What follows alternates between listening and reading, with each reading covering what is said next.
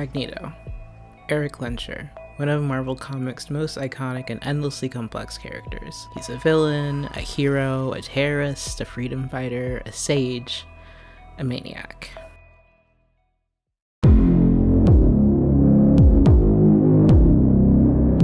It's been long posited that Magneto is not all there, evidenced by his dramatism, delusions of grandeur, propensity for violence, and clear, oft-referenced traumatic past.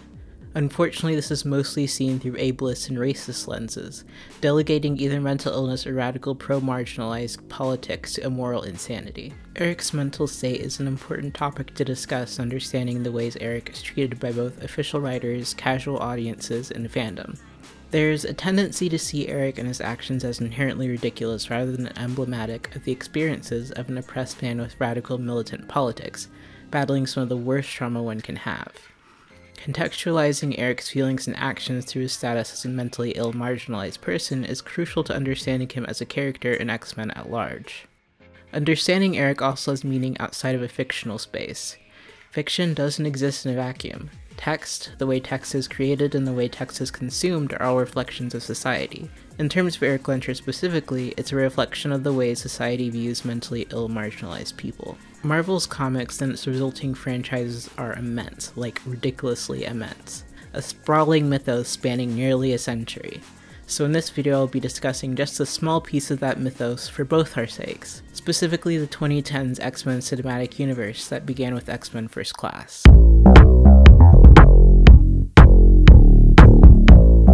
These movies, which I'll refer to as the XMCU from now on, are really good. And yes, before these 616 diehards in the back start frothing at the mouth, it's entirely fair to lament the way the XMCU has quote-unquote adapted X-Men comics. But I'm more interested in the XMCU as an entirely new visitation of the X-Men concept, rather than a one-to-one live-action recreation of an existence story. And still, there's a lot to criticize about the behind-the-scenes work, like this casting decision, or this casting decision, or this writing decision, or this one, or that hiring decision, or okay, you get it. The XMCU is not immune to criticism.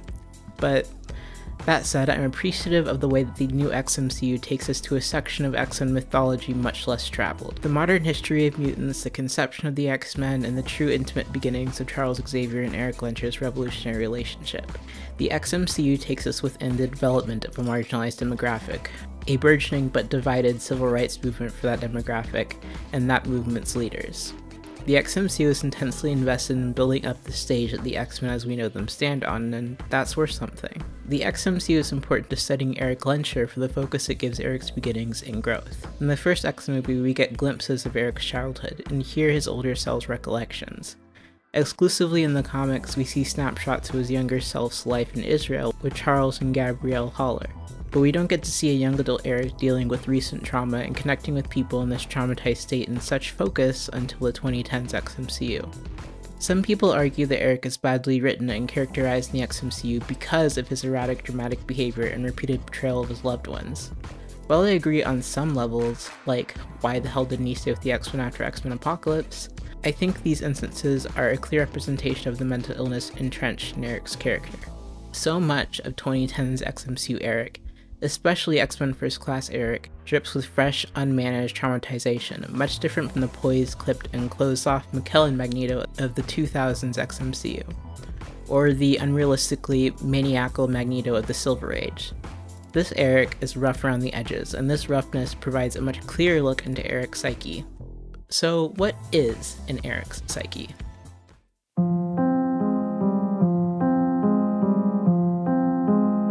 Erik is a Jewish man who survived the Holocaust. As much as people like to erase that, that's a fact and consistent through nearly every Marvel canon.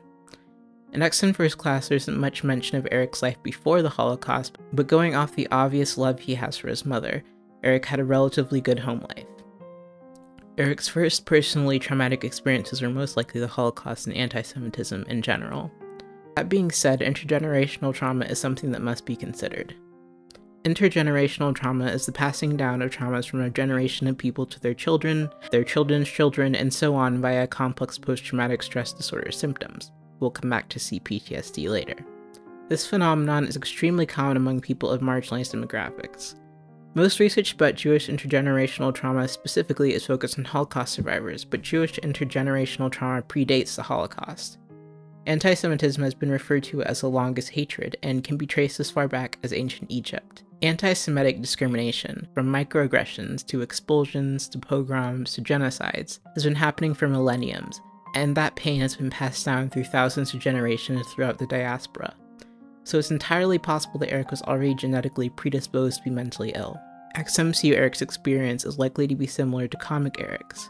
XMFC opens as Eric's family is entering Auschwitz, so we as the viewers do not get to see details, but going off Eric's relative youth and the history of the Nazi regime, we can make some pretty solid conclusions. Eric appears to be around 10 or so in the opening flashback scene. Eric's formative years occurred alongside the rise of the Nazi regime. The passing of the Nuremberg laws issued by the Nazi government which forbade marriages and extramarital sex between Jewish people and white Germans, happened in the years around his birth. As a child, he would have experienced Kristallnacht and other pogroms, which are violent riots aimed at massacring or expelling an ethnic or religious group. These instances of anti-Semitic, state-sanctioned violence greatly impacted the Jewish community, both socially, through the rise of anti-Semitism throughout the country, and economically, through Hitler issuing a national boycott of Jewish-owned businesses. Eric mentions in the iconic bar scene that his parents are from Dusseldorf, so you can assume that Eric's family fled Germany to Poland, were sent to the Warsaw Ghetto, the largest Jewish ghetto in Nazi-occupied Europe, and later taken to Auschwitz. Eric was presumably imprisoned in Auschwitz until its liberation in 1945. On top of intergenerational trauma and anti-Semitic macroaggressions, Eric personally witnessed extreme violent ethnic discrimination and the systematic starvation, sterilization, dehumanization, and mass murder of his people at a very young age. As stated before, Eric had a close and loving relationship with his mother. When facing a Nazi doctor who could have killed him in an instant, he asked adamantly for his mother. Ich will meine Mama sehen. But besides his father, it's unclear what happened to him. His mother is the only part of his family he has left. Parental loss is always traumatic for children, but the nature of Eric's mother's death, in particular, worsens this trauma. Eric was directly involved in his mother's death. Shaw killed his mother during an attempt to trigger Eric's powers. Though Shaw is clearly the one responsible for his mother's death, Eric would still feel guilt and anger over his inability to move the coin and save her. A mutant child whose powers have just recently manifested cannot be expected to use his power at will, but Eric couldn't have known that. He and his powers are inextricably linked to that moment. Sebastian Shaw's status as Eric's primary abuser is evident. His abuse added on to the already crushing trauma Eric was suffering. His murder of Eric's mother and the experimentation he subjected Eric to are the two explicitly shown instances of abuse Shaw inflicted upon Eric. It's heavily implied that Shaw emotionally abused Eric through their time together as well, instilling into Eric that he is the monster Eric believes himself to be, while also valuing him as a higher being. He implanted the anger equals power idea into Eric's mind to control him. First Class explicitly shows Shaw plant the seeds of this tactic after Eric's mother's death triggers a meltdown. Wir können deine Gabe also mit Wut hervorbringen. Wut und Schmerz. Shaw's manipulation of Eric's emotions to enhance his power created a tangled mess of emotional issues and control issues in Eric's mind. Eric's difficulty with healthily managing his emotions can be traced back to Shaw, showing emotions equals pain, self-manipulation of emotions equals power. A physical symptom of this abuse is Eric being unable to tap into his full potential without experiencing intense anger, being triggered, or both. Something that emphasizes the lasting impact of Shaw in these learned responses is X-Men Apocalypse. Yeah, I know. Yes, we're going to talk about X-Men Apocalypse. Apocalypse seeks to recruit Eric at his most vulnerable moment. Eric has just lost his wife and daughter, his only family left, quote-unquote, because of him. It was his status as a mutant and a terrorist that created the conditions for Magda and Nina to be murdered. Eric has just experienced something closely resembling his mother's death. He's stuck in a feedback loop of trauma. If that wasn't horrible enough, Apocalypse takes him to Auschwitz, the actual site of the replicated trauma and the site of genocidal violence. Apocalypse re-traumatizes him to tap into the full magnitude of his powers through intensely negative emotions, just as Shaw did.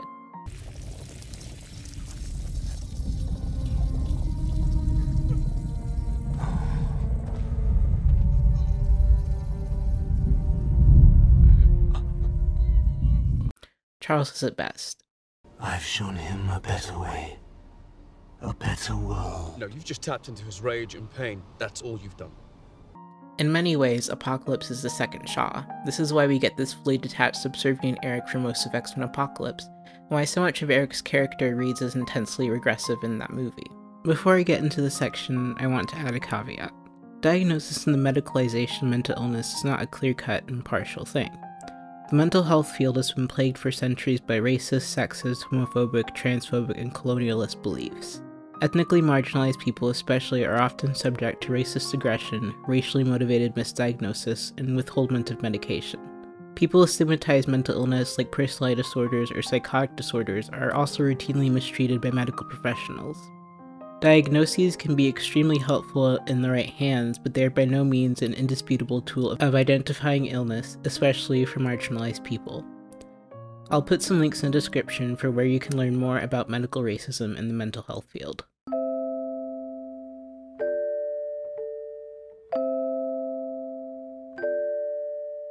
A useful tool for understanding and treating a mental illness is diagnosis.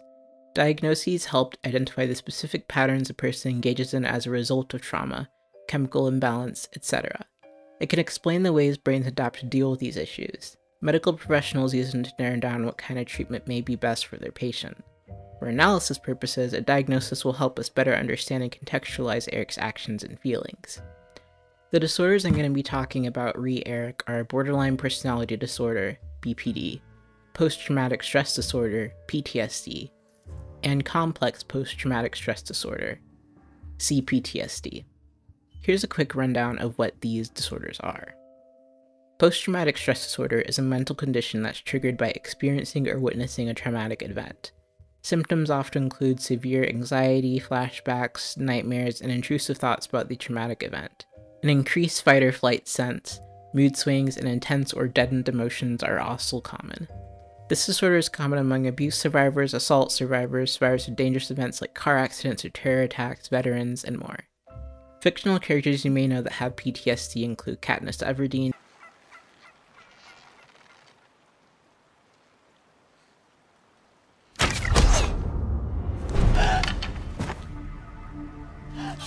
and Tony Stark. Are they coming back? The aliens? Maybe. Can you stop? Remember I told you that I have an anxiety issue? Does this subject make you edgy? Yeah, a little bit. Can I just catch my breath for a second? Are the bad guys in Rose Hill? Do you need a plastic bag to breathe into? Do you have medication? Nope. Do you need to be on it? Probably. Do you have PTSD? I don't think so. Are you going completely mental? I can stop. Do you want me to stop? Do you want me to Remember stop? when I said to stop doing that? I'm swear you're gonna freak me out. and Wolverine.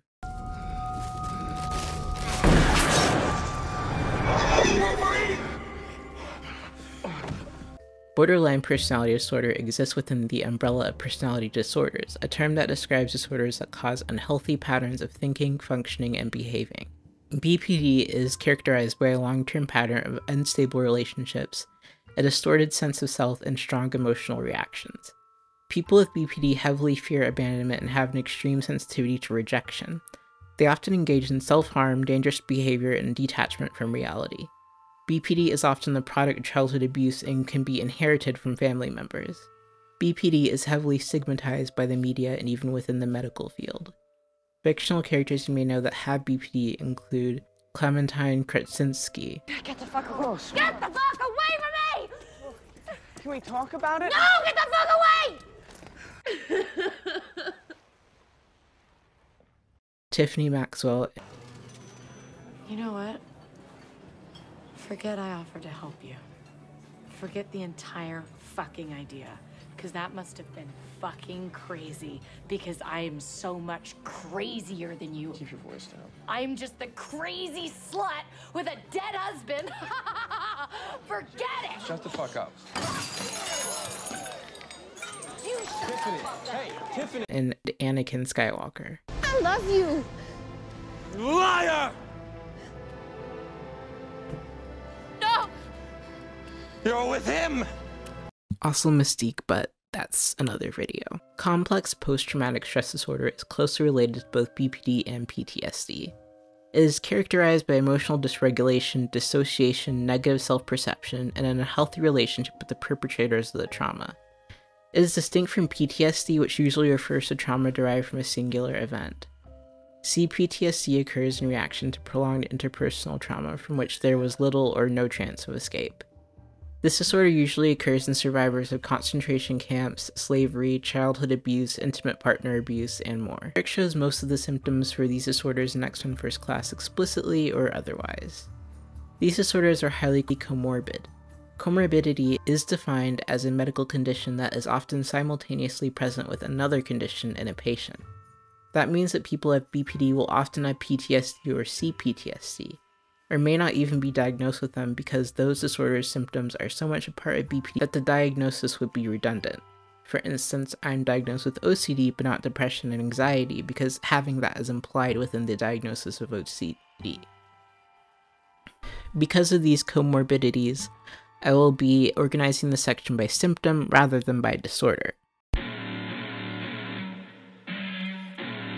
The symptoms I'm investigating here are irritability and intense uncontrollable outbursts of anger or other emotions, a symptom of both PTSD and BPD, impulsivity, a symptom of BPD, difficulties regulating emotions, a symptom of all three, and self-damaging behavior for BPD. Eric is an incredibly emotional person. Despite his deadpan and monotone, he feels deeply about the people around him, the plight of mutants, and injustice. Help them. Can we? Identification, that's how it starts. It ends with being rounded up, experimented on, eliminated. He's often irritated, cold, and is easily annoyed. Exceptional. He has trouble managing his feelings properly, controlling his anger and sadness, making rational decisions when upset. He has trouble showing his emotions, usually positive or soft emotions. However, one emotion of his that he is able to express openly and frequently is anger. Before Charles's help, he couldn't reach his full potential without rage. His most impressive feats before training with Charles had always been influenced by his anger. To the man who was trying to raise a submarine. I can't. Something that big? I need the situation, the anger. No, the anger's not enough.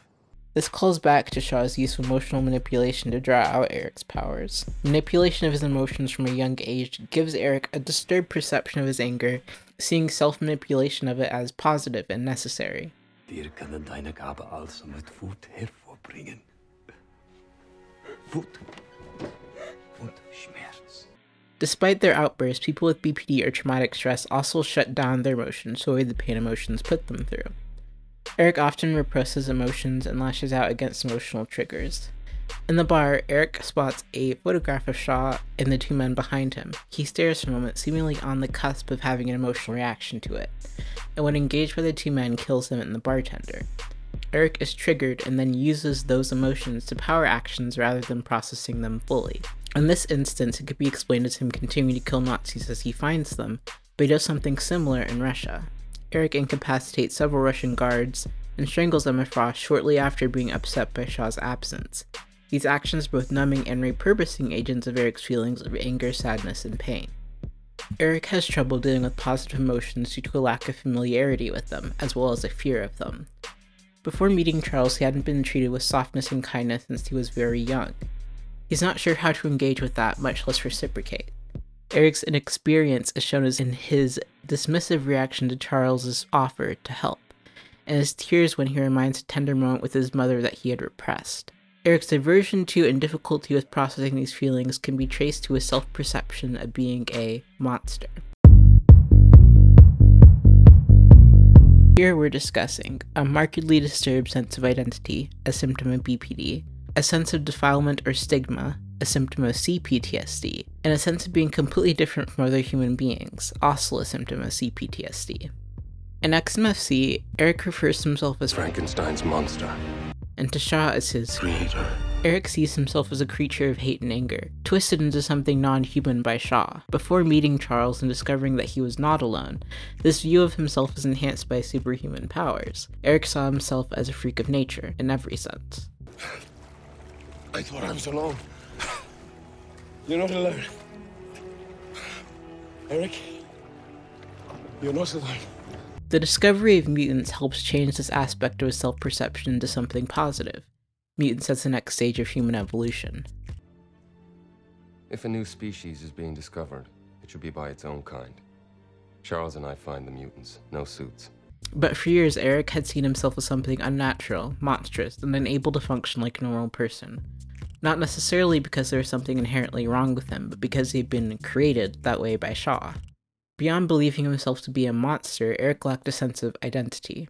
Eric was stripped of his autonomy, sense of self, and identity during his developmental years, and dedicated most of his life afterwards to revenge. He was a globetrotter, tied to nothing besides avenging his people and his mother. Who Eric was, beyond pain and hate, was a mystery to him. Charles's insistence that there was more to him than pain and anger was an alien concept.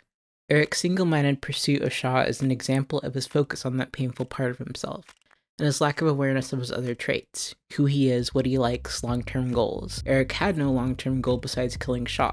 This is apparent in his willingness to drown in an attempt to kill Shaw. He had nothing else that mattered to him beyond that. However, Eric does develop semblances of identity, of what he wants later in the film and throughout its sequels, being a mutant, wanting to protect mutants, wanting safety for mutants. Now, let's talk about isolation and withdrawal, persistent distrust, disruption in intimate relationships, and repeated failures of self-protection for CPTSD, hypervigilance for PTSD, chaos in relationships for BPD, splitting and concerns of abandonment for BPD. Eric isolates himself through repression of his feelings. He also consciously isolates himself. He initially rejects Charles's invitation to stay, insisting he doesn't need anyone's help and demanding Charles stay out of his head, showing his purposeful withdrawal from people and discomfort with the idea of someone being able to see parts of himself he hasn't allowed them to. He distrusts the humans, insisting that they are going to turn on him. He believes Charles's pacifism and trust in humans to be naive and arrogant. In the context of mutant kind situation, this isn't necessarily negative, but simply speaks to the way trauma has affected Eric and affects all marginalized survivors. Eric was right, and his beliefs are based on his personal experiences with oppressors. He has seen the malice of the world firsthand, and is constantly hypervigilant, expecting danger in every situation. It's a large part of the division between himself and Charles, who has a white privileged background that affords him an unwavering belief in pacifism.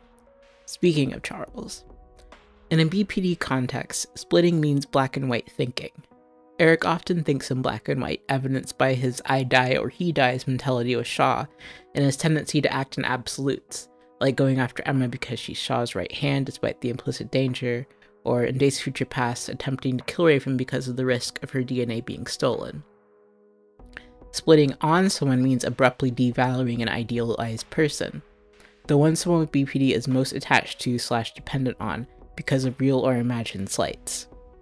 Eric splits in the first class, comfortable with them one moment, You back right up! and then distrustful and angry the next. I said back off! He does the same with Charles, his main idealized person. He is very close to and emotionally attached to Charles, but becomes bitter towards Charles when they argue. You said it Yourself. Are you really so naive as to think that they won't battle their own extinction? Or is it arrogance? I'm sorry? The most poignant example of Eric splitting, as well as his problems with abandonment, is the aptly dubbed beach divorce. The whole scene is a basic representation of a person with BPD spiraling about their idealized person and eventually splitting on them. When the bullet hits Charles, Eric immediately runs to his side and, struggling with sudden intense negative emotions, tries to find an outlet, someone else to blame. Moira. You did this. When Charles blames him, he pleads and bargains with Charles, trying to remedy the situation as quickly as possible. Eric is terrified of Charles leaving him. Us turning on each other. It's what they want. I tried to warn you, Charles. I want you by my side. Charles doesn't explicitly say he wants Eric to leave, nor does he say he is leaving Eric. We want the same thing. My friend. I'm sorry. But we do not. But Eric takes the rebuff at such a fragile moment as a complete rejection of everything he is offering Charles, and a complete rejection of Eric as a person. Eric splits in reaction and devalues him. Eric quickly represses the negative emotions and turns what's left into action, as he always does. Eric splits multiple times throughout the XMCU on the people he loves most. Where were you, Charles? supposed to protect them! Eric?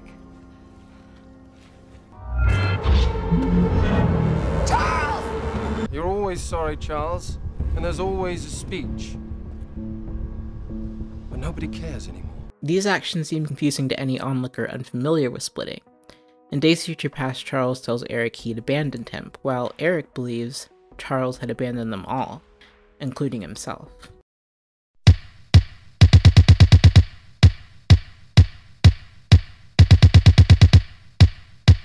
This bit concerns becoming preoccupied with the relationship to the perpetrator, including a preoccupation with revenge, for CPTSD.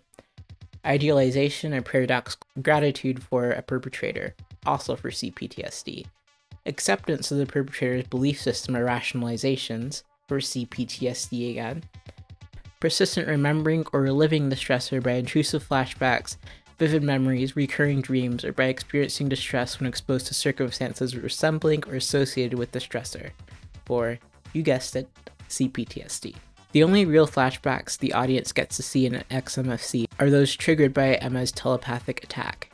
Beyond the pain of being telepathically attacked, Eric is greatly mentally affected by the forced reliving of these traumatic events. Eric's first encounter with Shaw isn't much different from his encounter with Shaw's Argentinian associates, until Emma drugs up his trauma, and Shaw begins his escape. At that point, Eric becomes frustrated and focuses solely on Shaw, ignoring the CIA's interference and turning to more destructive methods. When Shaw leaves in the submarine, Eric risks death just to stop him. Eric's desperation to kill Shaw persists throughout the movie to the point of being one of its main conflicts. In Russia, Eric is obviously disturbed upon discovering Shaw isn't present. Where's Shaw? He risks death again just to reach Emma, who would have information on Shaw's whereabouts. He has no qualms about killing or injuring anybody to gain that information. In Cuba, Eric displays the same frustrated, frantic reaction when he can't find Shaw in the submarine. Here, Charles. Shaw's not here! He's left the sub! What? He's got to be there. He has to be. There's nowhere else he can be. Keep looking. And I'm telling you he's not! There's no one here, goddammit! The death of Shaw is so important to Eric, so crucial, that it blocks out all other things. He needs Shaw to be dead. It's not just an act of revenge. Killing Shaw will not bring you peace. Peace was never an option. Eric feels like he can't have peace, but Shaw's death at least provides closure, and having the opportunity to kill Shaw, ripped from him time and time again, increases Eric's anxiety about the situation. Eric's second face-to-face encounter with Shaw is much different than his first. Faced with the enormity of Shaw's plan, his previous failures to kill Shaw, in the presence of Shaw himself, and the finality of the situation, him and Shaw nowhere to run, Eric slips into a semi-dissociative state. He stares blankly, is unresponsive to Shaw's words, and has, compared to past examples, poor motor skills. He barely moves when Shaw reaches towards him. You could potentially read Eric's demeanor as strategic, read the telepathic void, but the film is clearly cinematically framing these scenes as a cat-and-mouse / powerful and helpless dichotomy. Eric is visibly shaking when Shaw's pinned to the wall. Eric is obviously distressed. This is the exact kind of situation he was in as a child, under Shaw's thumb. But everything I did for you. To unlock your power. To make you embrace it. However, when Shaw speaks, Eric agrees with him, that Shaw's abuse had made him stronger, that Shaw made him better, showing his paradoxical sense of gratitude towards his abuser. Everything you did made me stronger. Made me the weapon I am today. It's the truth. I've known it all along.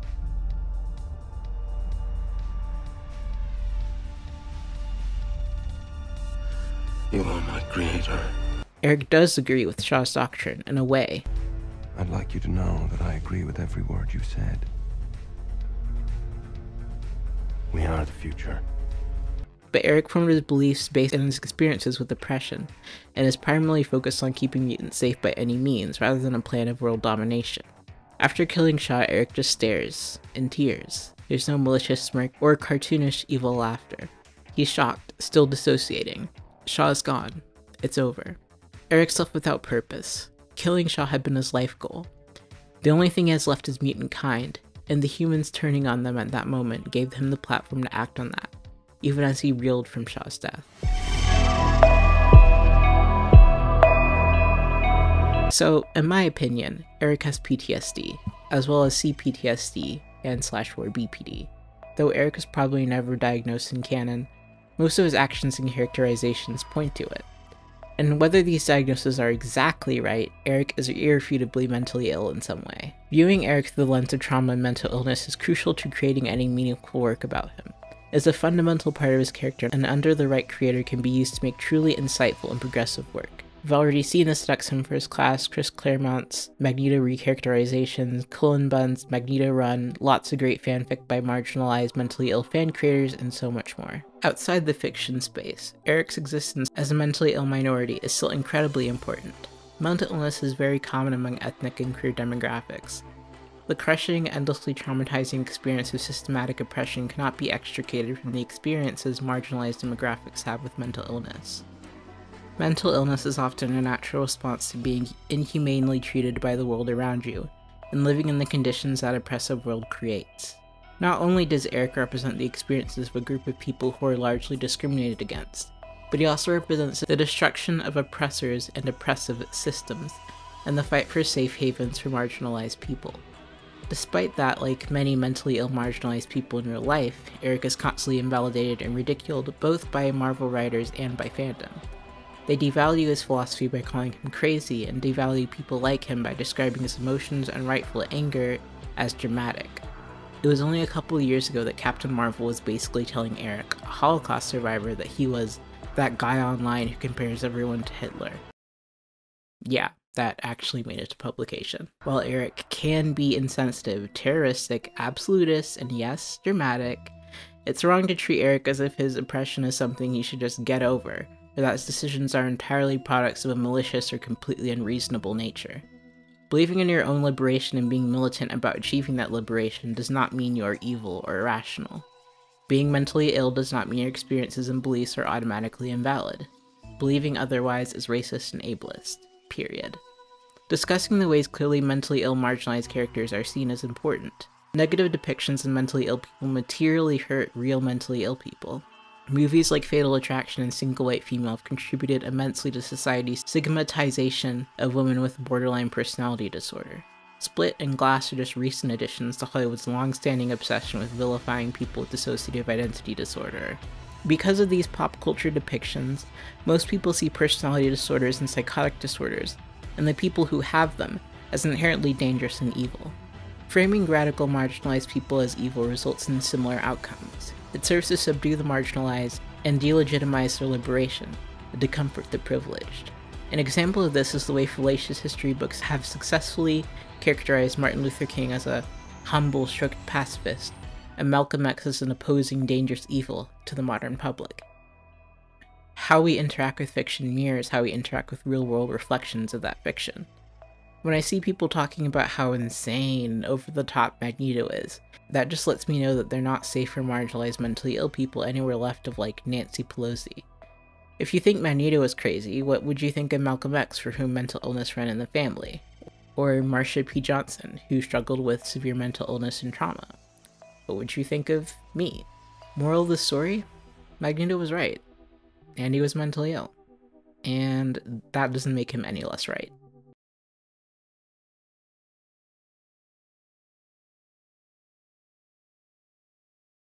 Hey y'all, it's Eric, and thank you for watching my video on Magneto and mental illness. Wait a minute, Eric doing a video on Eric? That's some real Kenny shit. But in all seriousness, this video was a huge labor of love. I'm so relieved to finally have it done. I wrote this in 2016, meaning to post it as like a Tumblr essay, but that didn't happen because I was super perfectionistic and kept it for years, just nitpicking over it. And finally I was like, enough's enough. I'm gonna make this into a video. I'm still kind of, let's say, critical of the finished product, but hopefully y'all enjoyed it. But yeah, X-Men is deeply important to me. It's been a huge interest of mine for the past 5 years.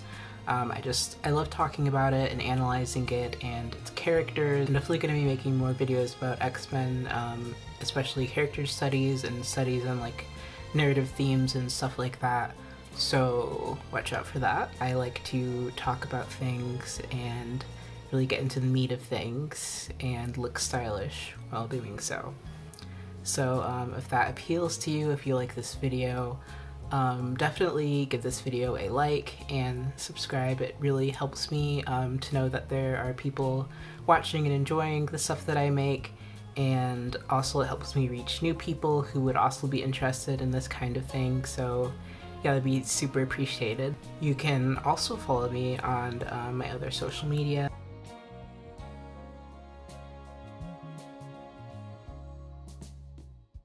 But yeah, I've linked all of those links in the descriptions. You can easily get to them and not have to remember the weird spellings of my weird username, so definitely check that out.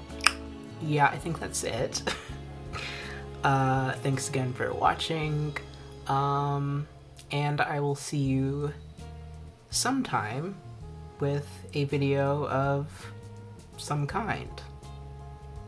Yeah, we're gonna end with that.